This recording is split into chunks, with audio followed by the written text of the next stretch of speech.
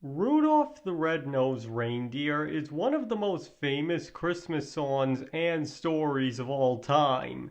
We all had the lyrics memorized as children, and were undoubtedly left terrified of the Bumble in the famous 1964 stop-motion special, as well as felt quite sorry for poor Rudolph and all the other misfits, which isn't too surprising, given that the moral behind both the song and special is, simply put, don't ridicule people just because they're different.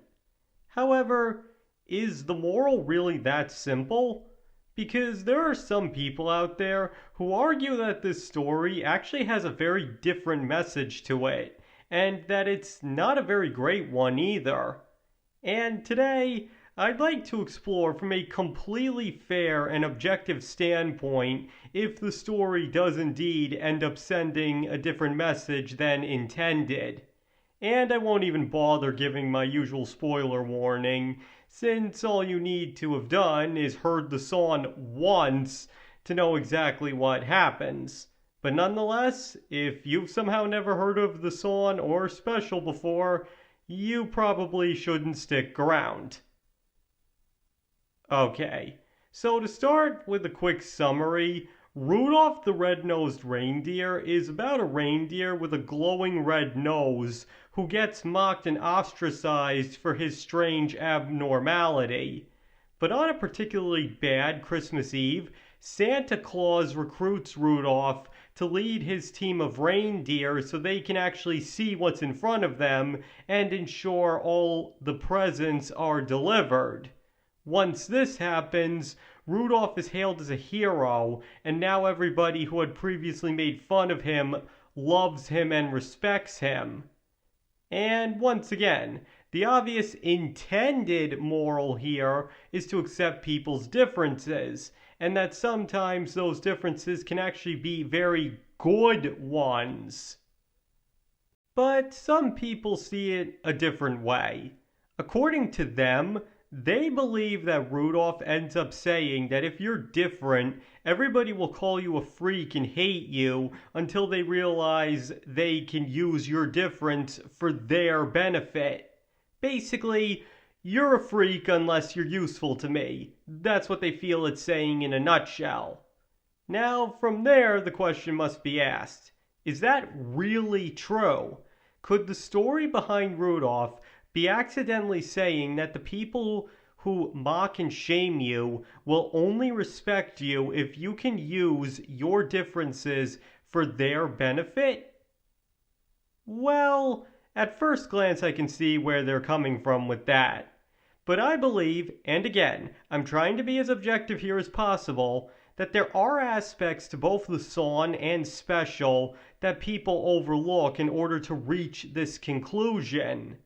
And to start with the stop motion special first, that alternate moral doesn't work for one simple reason. Everybody apologizes to Rudolph before Santa asks him for help. After the supposed death of Yukon Cornelius, Rudolph and the rest of his friends finally return to Santa Claus and tell him everything that had happened. And Sam the Snowman specifically says in narration that everybody realized that they were wrong about a lot of things, and one of them is all but stated to be their earlier treatment of Rudolph. Once the narration is done, you even get to hear Santa point blank apologize to Rudolph, and it's only a few minutes later that the weather report comes in and Santa says his iconic line. Now, what's my point here? That because the apology comes before it's found out that Rudolph's nose can be of any use, that means it's completely genuine. As I even just stated, nobody had the slightest indication that the sleigh ride wouldn't go anything but smoothly at that point, so they have absolutely no reason to apologize to him unless they feel genuinely sorry and remorseful. The scene is clearly framed so that it's crystal clear the characters have no ulterior motives for apologizing to him, and that the only reason they're doing it is because they feel genuinely bad for having made him an outcast, as Sam even says in narration.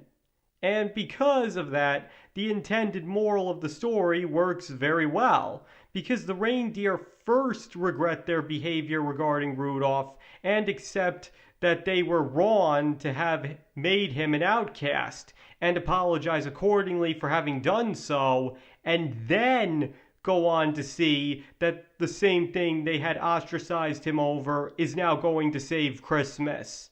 So when they're cheering, applauding, and adoring him afterwards, it all comes across as completely genuine because they had already accepted him as one of their own again before he was of any apparent benefit to them. So what I'm getting at here is, the alternate moral doesn't really hold water when looking at the special, because that's saying they only liked and accepted Rudolph because he was suddenly useful to them, and as I've spent the last 2 minutes emphasizing, in actuality they apologized and accepted him again before they knew he could be useful. And that's really important to remember, which is why I keep noting it, because that right there reveals their true intentions. Because if they only apologize after the weather report came in and Santa realized Rudolph could help, then it would make many wonder if the apology was genuine or not.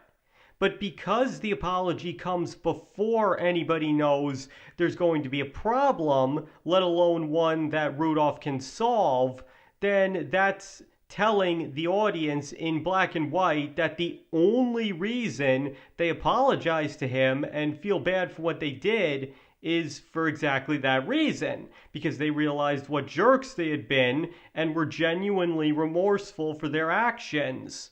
So when Santa does finally realize his nose can help, it's much more about making amends and them being happy that he can finally get his moment in the spotlight that they had robbed him of up until that point, and go out of their way to make sure it's as good for him as possible. In other words, the writers did a great job of avoiding the potential pitfalls this story could have had in regards to the moral. But as for the song itself, that one's harder to defend. But one must still keep something in mind, which is that it's only 2 minutes long, and only so many details can be put into a Christmas song of that length. And also, the reindeer are the only ones singled out as ridiculing Rudolph. Santa, the one who actually goes to him for help, never is during the song. So it's entirely possible, when looking at the song exclusively, that he may have always respected Rudolph all along, and may even be why he went to him when he knew they'd need a guide.